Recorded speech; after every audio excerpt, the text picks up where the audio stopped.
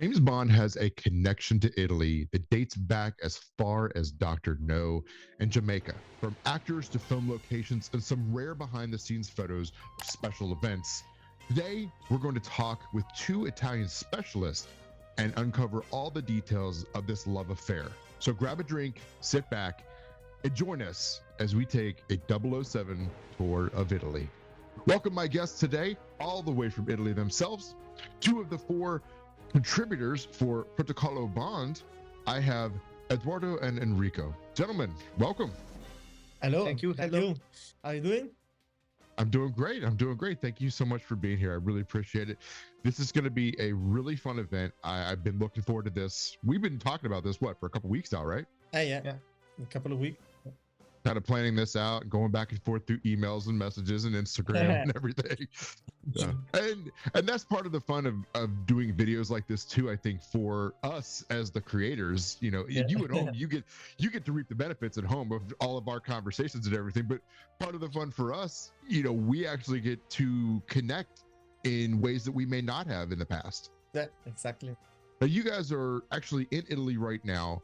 But Enrico, if you don't mind, tell us what Protocolo Bond, is. What do you guys do there? Protocolo Bond is a page we created 4 years ago in 2019 while we were waiting for No Time to Die. And we created for James Bond fans all over the internet, but mostly Italians, since at the time there was not an Italian online channel about James Bond. We talk about insights, trivia, actors, production, movies, and James Bond lifestyle. Our main mission is telling about the influence of James Bond over the pop culture and of the pop culture over James Bond. We are also very proud of our Instagram contests, which are games and tournaments we do every day about anything related to James Bond. If you're not following these guys on Instagram, you really are doing yourself an injustice. Their Instagram page is fantastic.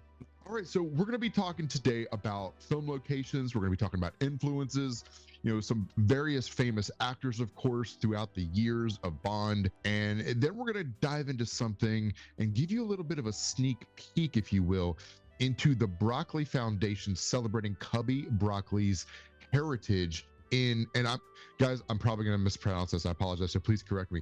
Is it Corelli? Carolei. Yeah. Calabria. Calabria. Okay, so Carole, Calabria, Italy. So stick around for that because we're going to show you the moment, some of the behind the scenes footage of the family images from the photographer Francesco Giuseppe Rende. Francesco Giuseppe Rende. So, I am not Italian. It is clearly showing. You can understand. These guys know exactly what they're talking about, but we're really thankful for him, and I'm going to link him below to give him credit for these photos because they are some really nice photos. And guys, I wanted to thank you as well for helping us get in touch with him to get these photos to use for this video today. Okay, guys, are you ready? Yeah. Okay, let's go. Starting with John Kitzmiller, who played Quarrel in Dr. No. Being an African American, he also ended up in Sicily after World War II. Is that correct? Yes, that's correct. John Kitzmiller, Quarrel in Dr. No, was an African-American chemical engineer who fought with the Allies in Sicily during World War II. After the war, he stayed in Italy. He became an actor, and he was pretty famous because he was the only African-American actor in Italy. So he got Italian citizenship. And unfortunately, we have no information about how he was involved in Dr. No. We just know he delivered a brilliant performance as Quarrel. I know Quarrel kind of integral in Dr. No. Like I felt like he, especially part of the storyline, especially for the film, I felt like he was more involved there. But obviously we lose him towards the end there to the dragon, which I feel like he deserved a better death. Yeah, that's like right. It could have been a little bit, could have been a little more fire involved or a little more like crazy panic, but I get it. It was the first film. They didn't have the biggest budget for it. Yeah. But I'm very happy to see that we had John in that film because he really brought that character to life and gave him some, I don't know, some gusto. Is that the best word I could say for that? Yeah, I think that's right. Yeah. Now we can't dive into every single Italian location in this video today. There's just too many. But I'm going to leave a link below to Protocolo Bond's website, and they have actually broken down all of the different locations in Italy from all of the movies over the years. So that way, you guys, if you are curious and you want to follow up after this video, you can check those links out. And guys, just in general, go check out their website. It's actually really awesome. It is all in Italian, but if you hold on the footage and highlight what you want, you can actually hit the translate option to translate that into English. We're walking through these different locations, but I gotta say, from as early as from like Russia with Love, I feel like that's where we really started to see Italy as a presence. You know, we get the larger than life St. Marco Square, but there's something special about that movie and that location. And I know you guys are going to tell me about it, but what other things can you guys tell us about these iconic locations and how it started and continues to be such a popular location for Bond movies? Venice is a very old city, and San Marco Square has been the heart of Venice for a very, very long time. It's a symbol, a place known all over the world, so it's a postcard from Italy, and James Bond lives in this world made out of postcards, so San Marco Square had to be there. Obviously, as a famous tourist attraction, a world-known landmark, San Marco Square is always very, very crowded. At every time, every season. So Sean Connery and Daniela Bianchi didn't actually film in Venice from Russia with Love. Only Terence Young stayed in Venice one day to film the shoot they needed. And then Sean Connery and Daniela Bianchi filmed back in studios with retro projection of Venice projected at their back because it was very, very crowded. Well, and you can tell, like, when you're watching the movie, you're like, that's a backdrop. Like, it's pretty obvious. It's pretty obvious, but at the time, it was the standard. Also, Alfred Hitchcock used a lot of projection that you can see now, and something's wrong. Yeah, you see it now, you're like, is this a college student trying to make a film? What's happening here? The first car chase in James Bond history was a backdrop.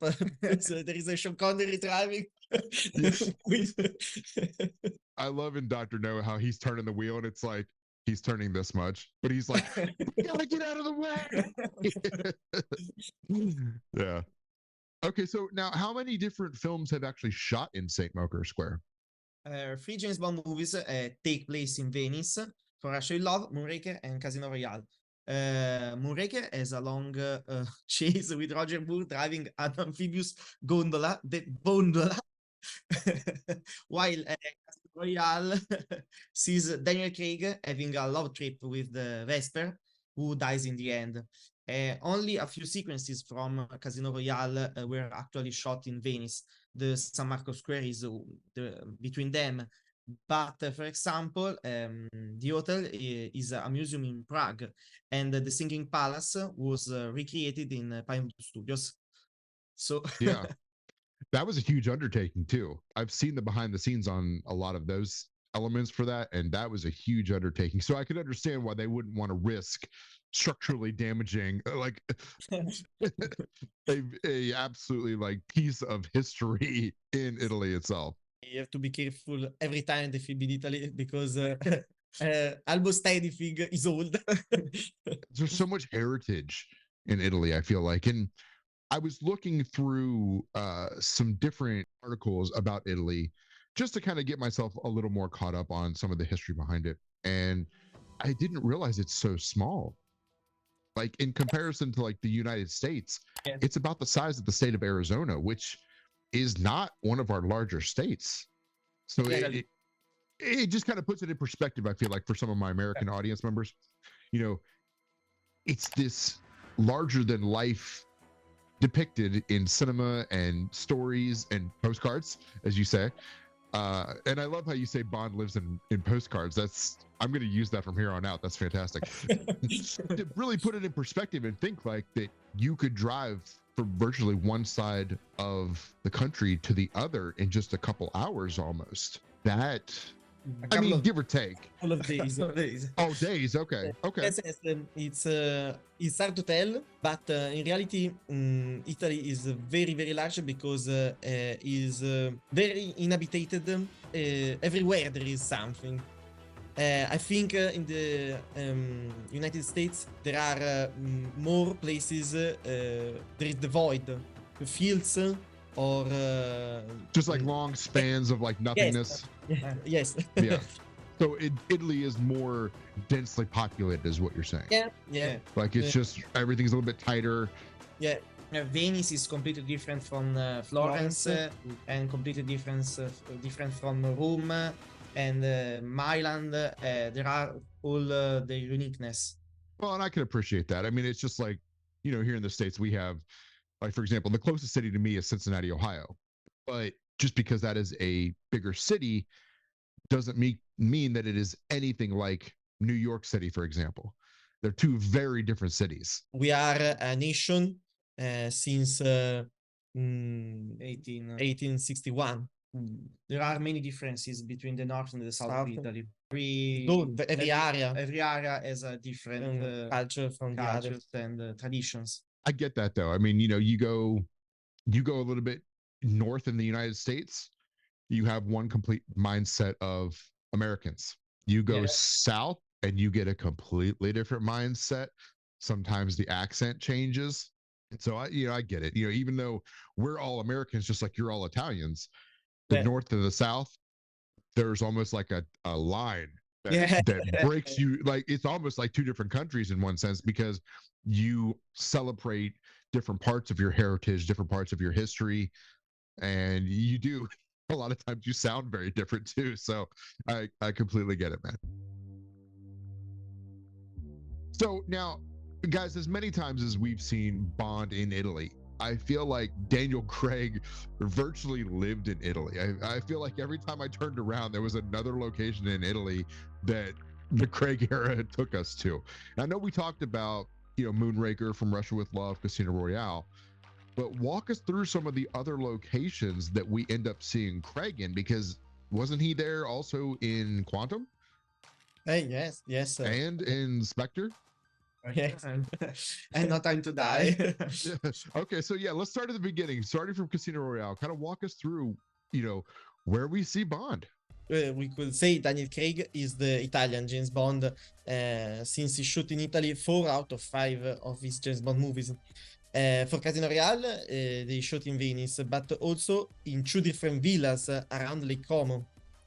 Then comes Quantum of Solace, which in the fiction begins exactly where Casino Royale ended, but in reality it's actually filmed in different places. Casino Royale ends on Lake Como. Quantum of Solace begins on Lake Garda, another lake. Two different lakes completely, but they're like, meh, it's water. The opening was shot in Lake Garda. Then Bond goes to Carrara, which is in the center of Italy, and then the chase ends in Siena. So you're talking like horse races where those are happening in Quantum of Solace, and then we back up just the scene before that where we see Bond chasing Mitchell through the catacombs underground. Are you trying to tell me that those are 2 different locations, that he could not travel from that distance to get up to those horse races? It's the same city, but his way is not so real. Okay. Like every time when they film in a big city, they have to change the geography to make the cut. Right. The scene in which appears on the background Michael Wilson is in Bolivia, but the scene in which Bond and Felix are drinking together is in Italy.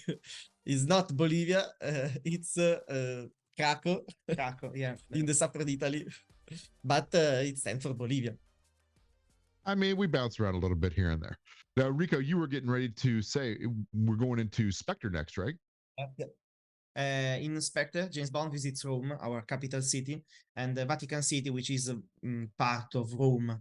The geography of the city is very, very different from the one we see in the movie, but they did an excellent job to recreate the Rothman atmosphere by night. A trivia about the cemetery where Bond meets Monica Bellucci Carter is that Barbara Broccoli said, I want a typical Italian cemetery, but the location is actually a museum transformed for the movie in a cemetery. So they wanted a traditional cemetery, but they were like, you know what?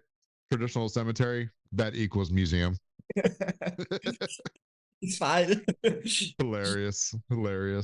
But actually, had I not known that, I don't know that I would have put two and two together. It's so big and opulent. It really does look like something, at least I feel like for a lot of foreigners who are not from that area, would easily sit there and go, oh, well, yeah, that looks exactly what like I would think a foreign cemetery would look like. So I that's a great choice for set design. Daniel Craig came back to Italy for No Time to Die, which is located in Matera, but it was shot in different places, obviously.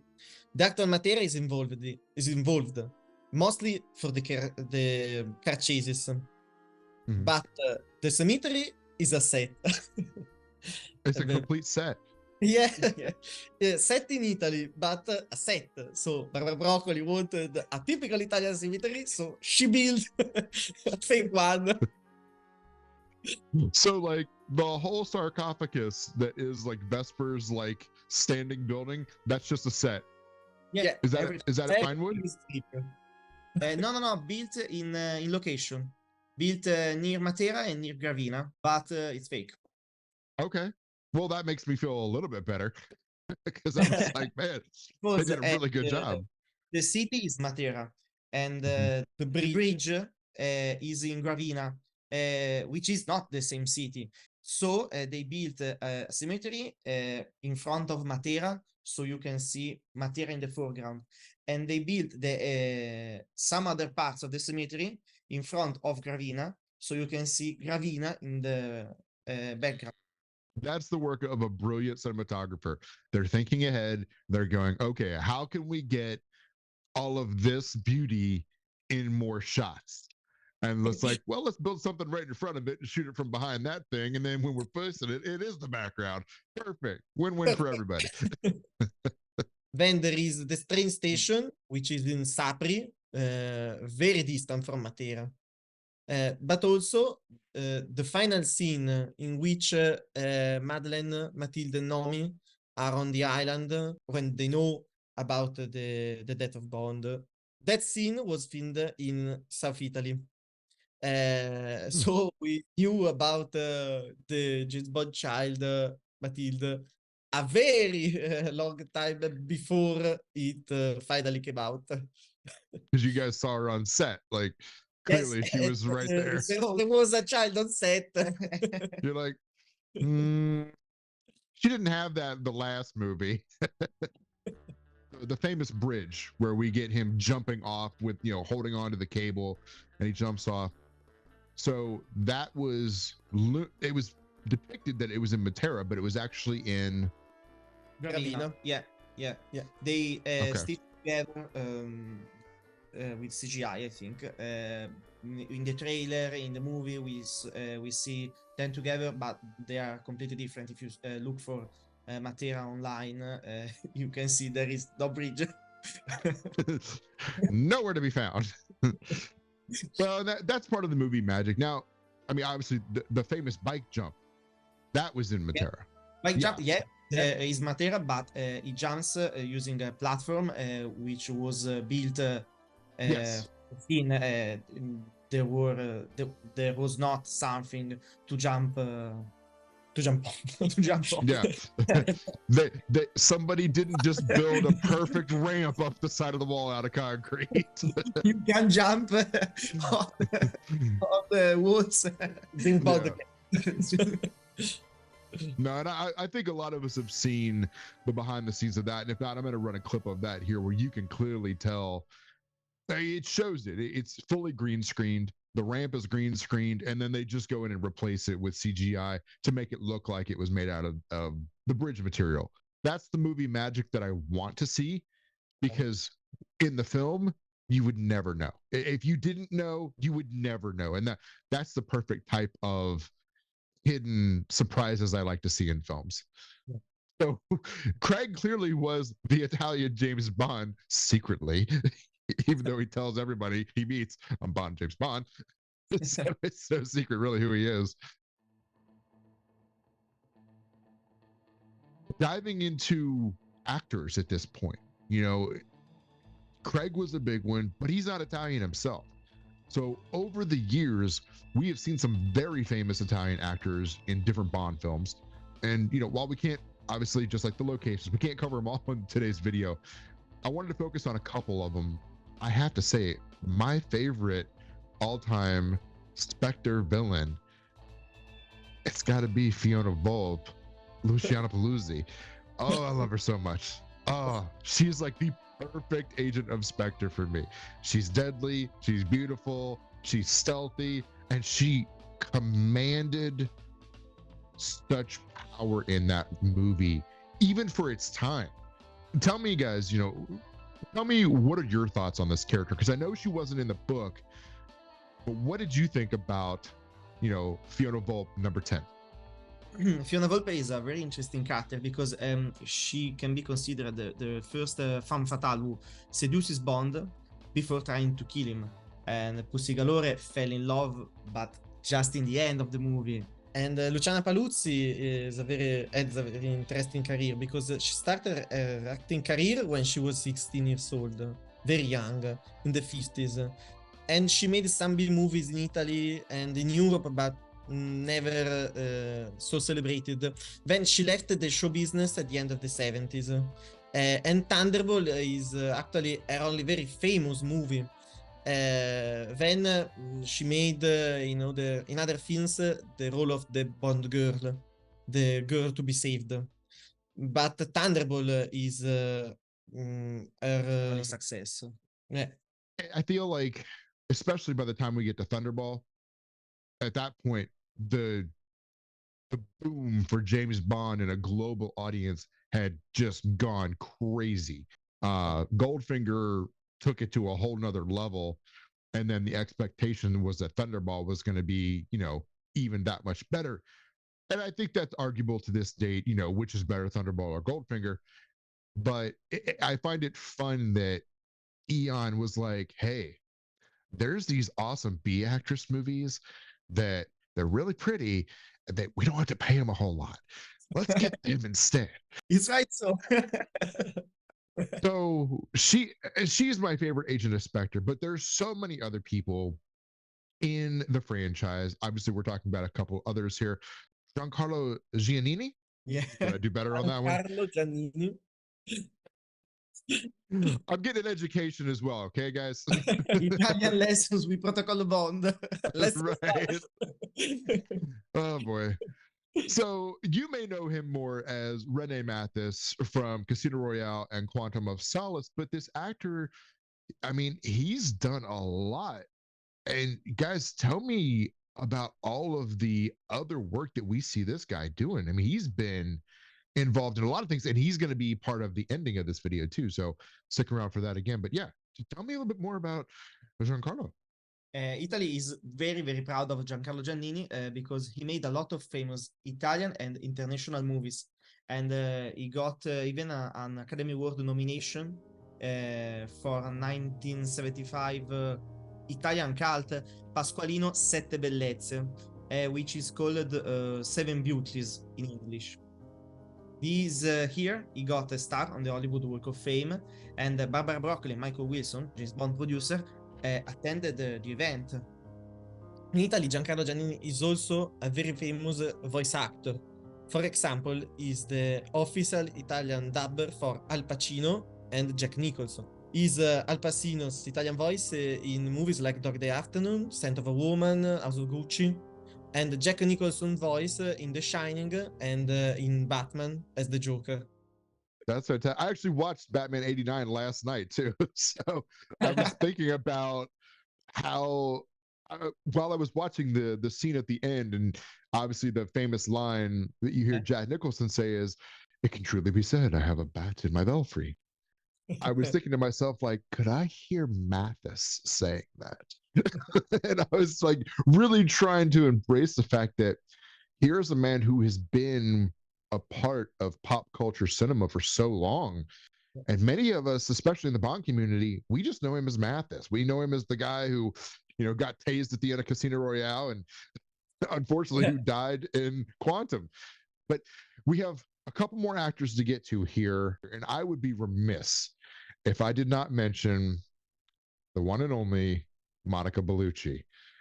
And at the time of the video, when we're filming this, it's not her birthday yet, but when you're watching it at home, this will be dropped on her birthday. So, Monica, if you're watching, happy birthday. She's not watching, I promise. She finally makes it. She finally managed to get into a Bond film with Spectre. She plays Luciana Sciarra. Again, I probably just butchered that name. In English, you say Lucia Shara, I think, but in Italian, it's Lucia Shara. Thank you, gentlemen. I appreciate that. So, Lucia Shara actually is also she is the widow to the agent that Bond is hunting down in the pre-title sequence. What did you guys think about her performance in Spectre as Bond girl finally getting in? Monica Bellucci today, we can say, is the only international star from Italy. So she embodies the image of Italy in the world. In reality, in Italy, she isn't very much appreciated as an actress, but she embodied the Italian beauty. We are still very happy that she made her way to become finally a Bond girl after the missed opportunity with Pierce Brosnan, because she had to be a Bond girl. Monica Bellucci was born to be a Bond girl.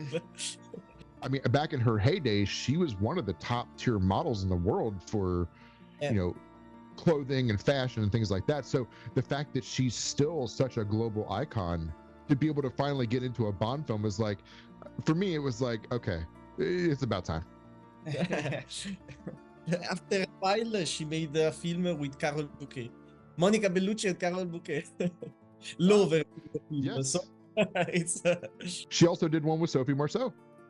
Yeah, it's true. Monica Bellucci, when she didn't get the part for The World Is Not Enough, she went on to play Persephone in the Matrix movie. Yeah, she's the last Italian actress starring in national movies. A lot of international European movies. She has a very strong career in European movies, especially in France. In France, she was the first non-French personality star to light up the Champs-Élysées Christmas lights. In Paris is important thing, but she was the first non-French to have this job, this opportunity. So kind of like the girl in Batman Forever, where she pushes the giant button and the Christmas tree lights up. Yeah. See, it's another Batman reference. Yeah. It's all connecting now. I get it, guys. Moving on to our fourth and final actor we're going to talk about today. This one, you guys shocked me because we were, like I said, we were talking about different things for a couple weeks here, going back and forth and trying to decide who we really wanted to bring to the table during this conversation. And we're going to go back to Thunderball here. We've got Emilio Largo himself, played by Adolfo Celli. And so mind blown when you guys tell me this guy is a comedian, like in his heyday. Adolfo Celli had a stunning career. He began as an actor in Italy. Then he moved to Brazil, where he found the theater and became a director. Then he came back to Italy, and thanks to his knowledge of English, he was chosen to portray Emilio Largo in Thunderball. After that, he played a lot of movies as the villain. But in Italy, He is mostly famous for his iconic comic role in Amici miei, My Friends, in English, which is very popular still now. Comedy. After that, he played a lot of movies as the villain, but in Italy he's mostly famous for his comic roles, in particular Amici miei, My Friends, in English, made in 1975 and still very popular today. And I just find that so hard to believe because I have only had experience with him being this very serious, diabolical character. So for you to sit here and tell me this man has a huge history of comedy, I almost want to dive in and take a look at some of these things, but it's like trying to imagine Christoph Waltz telling me a joke and me actually like laughing at it. Like, I don't see you as the funny guy. Now, you said he also directed. When he was directing, was he directing Italian films? Were these American films? Were these Brazilian films? Okay. He was in Brazil and he directed Brazilian films and Brazilian plays in theaters. Wow. Okay. So a lot of these actors that we find in Bond films, it's always fun to kind of dive into their history because sometimes they don't have a background. They're a B movie actor. They're trying to break into movies like some of the Bond girls. But then you get people like Adolfo Celli here. They've got a full-blown established career traveling from country to country and, varying from being on camera to being behind the camera. And that's exactly why I wanted to talk to you guys today, because I know that there's so much more culture and history behind these characters. So guys, if you've made it all the way through the video so far, thank you so much. We've enjoyed talking.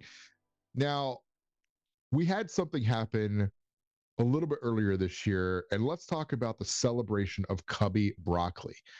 This happened roughly about 2 months ago, at the time of filming right now for us. And this was actually a big deal. So what can you guys tell us about this big event? Albert Romolo Broccoli, Cubby for his friends, had Italian origins. His father, Giovanni Broccoli, moved from Carolei in the southern Italy to New York City at the beginning of the 20th century. You can guess Cubby Broccoli had Italian blood for that famous story where he cooked the pasta for everyone on the set of The Spy Who Loved Me. After all these years, the birthplace of the Broccoli family, a small town named Carolei, celebrated its most famous citizens. Carolei authorities organized a 2-day event to celebrate Cubby Broccoli and his family. There were meetings and special screenings of Bond movies, and overall, the mayor of Carolei granted honorary citizenship to Michael G. Wilson, Barbara Broccoli, and their siblings Tony and Tina Broccoli. A bronze bust of Cubby was also unveiled, and Giancarlo Giannini and Caterina Morino from Casino Royale and Quantum of Solace attended the ceremony. We have some special behind-the-scene photos of the special event taken by the official photographer chosen by Barbara Broccoli herself. The photographer's name is Francesco Giuseppe Rende, and we would like to thank him for these special photos. Yes, we want to thank him so much because those were beautiful. Now, I know Michael G. Wilson, when he got up at this event to speak, he actually was quoted saying, we're honored that Carolei and Calabria, again, bear with me on my pronunciations, guys, Italy was celebrating our father's heritage. He commented on behalf of the family saying, it is especially meaningful as today marks the 27th anniversary of Cubby's passing. We are therefore delighted to continue his legacy by launching the Cubby Broccoli Scholarship with the Università della Calabria in Cosenza and UK's National School of Film and Television, the NFTS, as part of our shared commitment to nurture and empower up-and-coming filmmakers. And that's a little long-winded, I know, for what we're going into here, but it's true.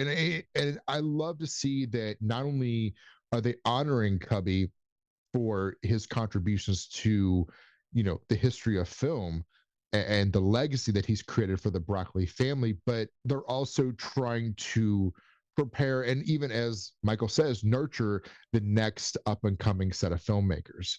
So what did you guys think of this? Do you think this is something that's it's going to be a great site for people to visit? It's a very small town and uh, not so famous. It Mhm. is, I think, about 1 hour and a half away from Matera. So Yeah. if you plan a trip to see the James Bond, No please. Time to Die locations, why not? You can go and see the bust of Cubby Broccoli. We unfortunately we couldn't participate at this event, but it was something very special for Italian community of fans of James Bond. I was going to say, if nothing else, it's going to bring a little bit more tourism to the town, because obviously I'm planning on attending a tour of Italy in 2025.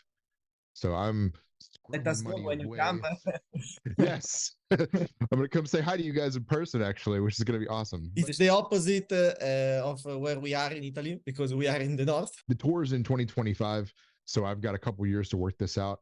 Hopefully they add it. I know that it's a 2-week event that's going to be going all around various locations of Italy. And for any of you at home wondering what this event is, I'm going to leave a link down in the description below so you can click on that. So if you want to join and come to Italy with us or with myself, maybe these two fine gentlemen can join us at some point. I don't want to speak for them exactly because we don't know where we're going to be exactly yet, but I'll leave a link below so you guys can kind of get in touch and see what's going on with that. I love the fact that they honored the family with this. They basically gave them citizenship, and not only just, Michael and Barbara, but also, Tina and John and who else was it? There was one other person. Tony. It was Tina, I think. John, Tony. And Tony. Yeah. In some of the photos, you can actually see Michael G. Wilson's son sitting behind him as well. Yeah. So I did pick him out. But you Yeah. also got people like, Giancarlo and Caterina joining them for this event because they do stay together like family. This is very much a family run company, Eon. And I love that they've never deviated from that because they could have easily, I mean, being the longest running film franchise in cinematic history, they could have sold this off years ago to, some big corporation, but they've chosen to keep it in the family. Is that something you feel like stems from Cubby's heritage?